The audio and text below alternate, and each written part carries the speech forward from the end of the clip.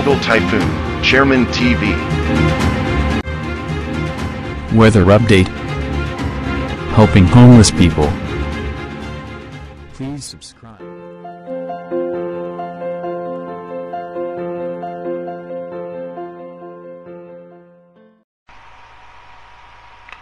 Magandang gabi po. Ito po ang latest update natin ngayong gabi para nga po dito sa habagat. Yung habagat nga po ay patuloy nga po yan na nakakaapekto sa ating bansa. Kaya iba yung pag-iingat at paghahanda pa rin po sa ating mga kababayan dahil makakaranas pa rin po tayo ng mga pagulan. Dito nga po yan sa may Metro Manila, Mimaropa, Zambales, Bataan, Cavite, Laguna, at dito po sa Batangas, Tarlac, Pampanga, Nueva Ecija, Bulacan, Visayas, Bicol Region, natitirang bahagi ng Central Luzon at natitirang bahagi ng Calabarzon. Kasama pa rin po dyan ang Pangasinan. Yung natitirang bahagi naman ng ating bansa, asahan naman natin dyan yung localized thunderstorm. At tayo naman po sa latest update ng European Center, dalawang posibleng sama ng panahon o bagyo ang ating imo-monitor. Yung isa nga po sa eastern section ng bansa at mababa naman ang tsansa ng landfall scenario. Yung isa naman ay sa western section ng northern Luzon. Dumako muna tayo sa ating rain map animation. Asahan nga po natin mamayang alas 8 mataas pa rin ang mga posibilidad ng pag-ulan sa ating halos sa buong bansa ay makakaranas ng mga biglaang pagbuhos ng pag-ulan.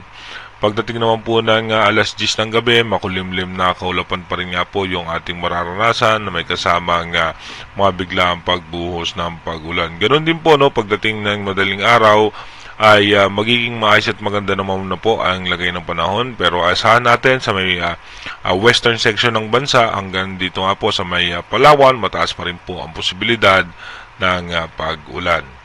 Dumako na nga po tayo sa ating advanced weather forecast. Dito nga po sa ating advanced weather forecast, bukas nga po ito na po, may minomonitor na tayong low pressure area na nasa labas ng Philippine Area of Responsibility habang patuloy nga po na makakaapekto sa ating bansa itong habagat. By August 30, yung low pressure area ay posibleng pumasok na po yan ng ating Philippine Area of Responsibility at nasa eastern section po yan ng Mindanao. Pagdating naman po ng August 31, tuloy-tuloy pa rin nga po, apektado pa rin po tayo ng habagat at habang yung low pressure area po ay nasa eastern section na po yan ng Visayas. Pagdating naman po ng September 1, yung low pressure area nga po, dito mapapansin natin ay nasa eastern section na po yan ng Bicol Region. Pagdating naman po ng September 2, sa umaga, mababa ang mga tsansa ng pag-ulan pero pagdating po sa hapon at sa gabi, mataas nga po yung posibilidad ng pag-ulan. Habang yung low pressure area nga ay nasa eastern section na po yan ng northern Luzon. Pagdating naman po ng September 3, dito po magde-develop ito into tropical depression or mahinang bagyo at nasa loob pa po yan ng Philippine Area of Responsibility.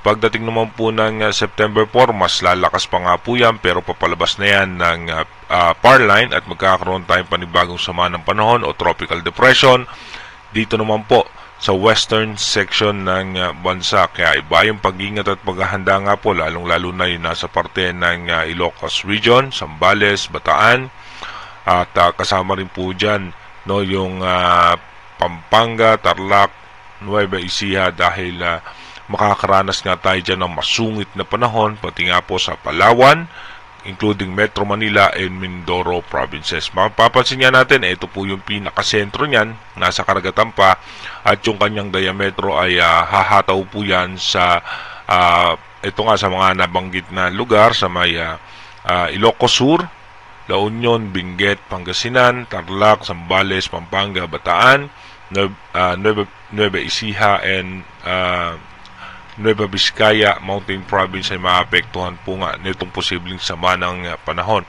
Pero again, iniulit natin dahil nga malayo pa po yan, mataas pa rin po ang posibilidad na magbago po itong minomonitor natin na dalawang posibleng bagyo o sama ng panahon na makakaapekto sa ating bansa.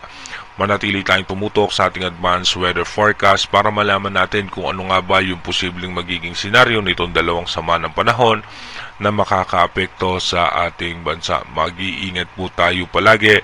God bless po sa ating lahat.